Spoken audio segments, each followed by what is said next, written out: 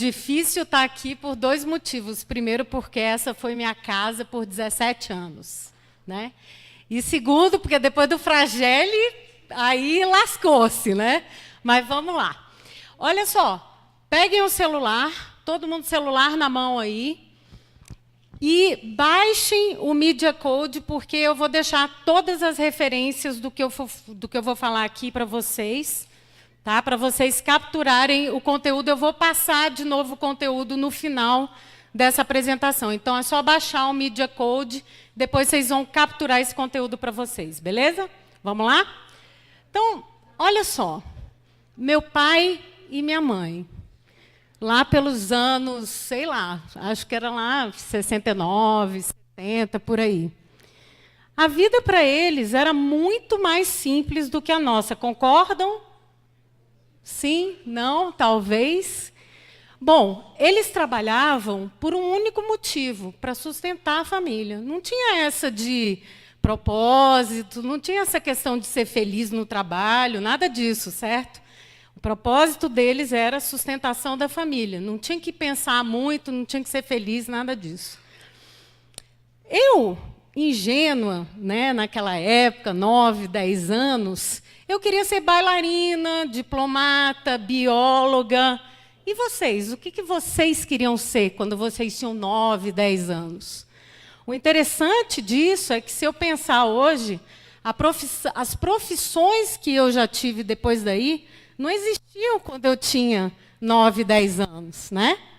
E vocês? Têm esse mesmo sentimento que talvez o que vocês imaginavam lá atrás nem existia o que vocês estão fazendo agora? Bom, aí tem o Dudu e o Caio, meus filhos. E aí a gente imagina que os meus filhos, bom, esses têm muito mais opção, certo? Vivem num mundo muito mais complexo, exponencial, dinâmico. Só que não. Eles continuam tendo a mesma visão limitada e a mesma visão meio que analógica que eu tinha. Então, eles pensam em profissões como serem engenheiros, como serem advogado, vou fazer comunicação. E esse limitador é muito da escola. A escola não está ajudando os meus filhos e os seus filhos a entenderem e viverem no mundo de hoje e do futuro. Esse é o nosso grande drama. E aí tem um futurista, que diz que, olha aí que coisa legal, que é mais ou menos assim: o futuro parece que está lá longe, de repente ele chega diferente, e a gente nunca está preparado para ele. E aí, na época dos meus pais e tal, havia esse sentimento de que, olha, era mais ou menos assim a vida, um transatlântico. Não tinha como mudar de rota muito rapidamente, né? Hoje parece que a gente vive num trem-bala e que vai ser atropelado a qualquer momento, né? O futuro chega assim e a gente é atropelado várias vezes. E é isso que a disrupção tem feito. E esse futurista, o Gerd Leonhard, ele fala que é exatamente assim: a gente tem ondas de mudança que não são nem ondas, né? São verdadeiros tsunamis. Dá para ver aqui pela imagem quem que são os próximos a serem atingidos por essa disrupção? Quem? Hã? Medicina, que mais? Hã? Educação, os bancos já estão sendo, né? Então é isso. A educação se manteve aí por séculos, sempre do mesmo jeito. Os meus filhos estudam do mesmo jeito que os meus pais, os meus avós e os meus antepassados. Só que não vai sobreviver. E aí, é isso. A gente tem esse sentimento de que precisa de mudança, e essas mudanças já ocorrem. Elas ocorrem não só na Finlândia, elas ocorrem em escolas públicas no Brasil, mas elas são pontuais. Isso não vai poder mais acontecer. E uma coisa que talvez seja o ponto principal que eu queria deixar aqui hoje para vocês é que o que a educação tem que fazer E o que a gente tem que fazer por a gente mesmo é ser relevante e se manter relevante. Esse é o nosso maior desafio. A gente tem que se reinventar diariamente. A educação tem que fazer isso, como o Fragelli mostrou aqui. Há formas. E aí, se a gente não fizer isso, falando sobre ser relevante, se a gente não chegar lá, não vai ser não tem nada de baleia azul, vai ser um grande tubarão vermelho que vai te pegar. Da mesma forma que Netflix acabou com Blockbuster. Alguém se lembra da Blockbuster na W3? Cadê? Né? Então, o que aconteceu? Naquela época, quando o Netflix começou, o CEO da Blockbuster não dava a menor bola para o Netflix. Dizia assim, não, essa startupzinha aí não vai dar em nada. Eles só passam aqueles filmes tipo B, chick flicks, aquelas coisinhas de Herbie Goes to Cancun, coisas assim, né? O que aconteceu com a Netflix? A startupzinha virou uma mega empresa que começou nos Estados Unidos ia DVD para a nossa casa, né? E aí depois começou com streaming, já passou para filmes e séries autorais, e eu não sei onde que isso vai dar. Então, é isso. A gente quer ser o Netflix ou a Blockbuster? E aí, pensando o que as escolas estão fazendo para a gente, né, e para os nossos filhos, olhem bem o tipo de profissão que já existe ou que está prestes a, né, que saiu num desses relatórios que eu vou passar para vocês. Olha as coisas malucas que a gente tem por aí. Chefe especialista em 3D, auditor de automação, operador de drones, especialista em nanoarmas. Coisas que a gente nunca imaginou, né? E aí, o que a escola faz? E aí, olha que interessante. Eu estava lendo um artigo sobre as novas profissões do design. E aí me veio esse aqui. Fusionist. Lindo o nome, né? Fusionist.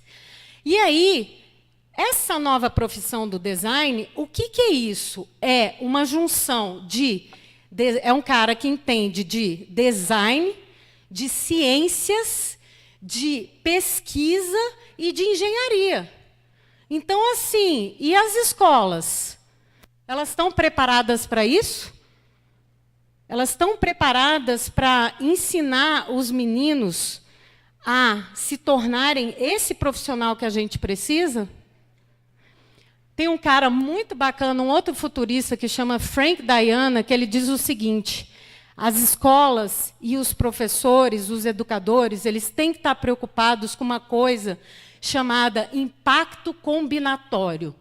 O que é isso? Se a gente conseguir fazer isso pelos nossos filhos, tá bom demais, porque aí ele vai ser o tal do fusionist, que é o seguinte: o impacto combinatório, os professores, as escolas têm que ajudar os alunos a conectarem os pontos. Só isso. Só isso. Então, assim, para impacto, para resolver problemas sociais. Então, você pega, por exemplo, uma questão de desemprego tecnológico, desemprego causado pela automação, e você conecta o ponto com o 3D ou com nanotecnologia, no que isso pode dar?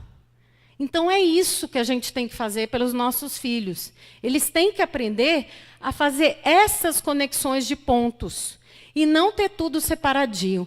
Então, obviamente, que o futuro da escola não vai ser uma escola tradicionalzinha com disciplinas, meninos separados por idade.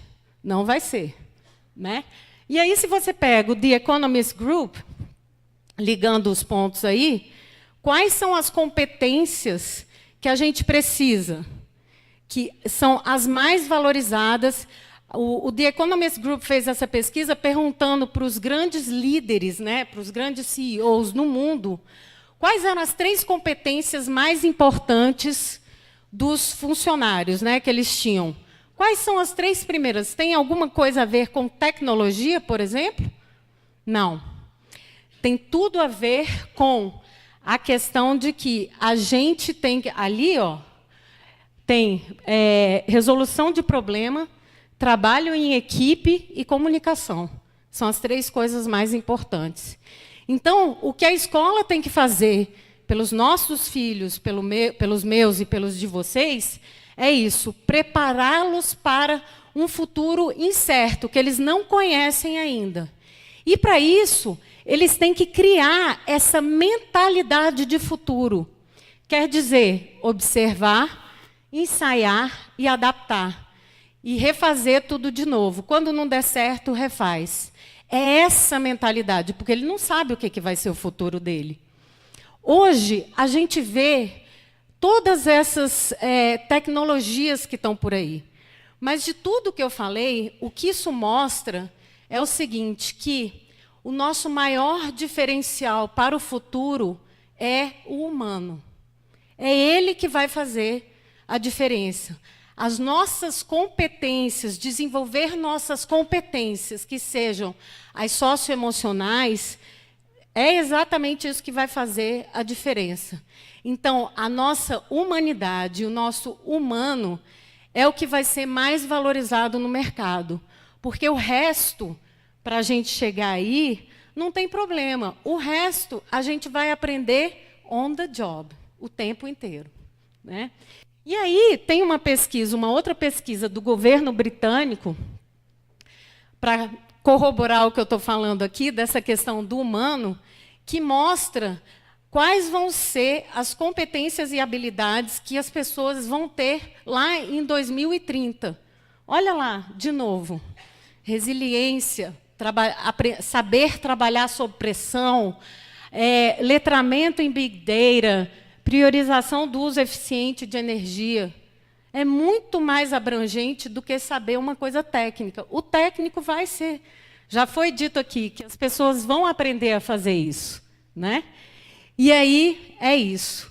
A gente tem que entender que a escola está aí para ajudar os meninos a entenderem que as coisas mais importantes da vida não são feitas de algoritmos. Elas vão nos ajudar. Mas coisas como compaixão, valor, ética, é isso que tem que ser ensinado para as nossas crianças. É sobre isso que elas têm que aprender. O resto elas vão aprender. E aí, a minha mãe não sabia nada sobre o futuro dela, né? Mas ela sempre se fez relevante. Ela sempre se fez relevante. Vocês conseguem ver ela aqui, ó, bem no meio, né? Ela hoje ela é uma cantora de um coral.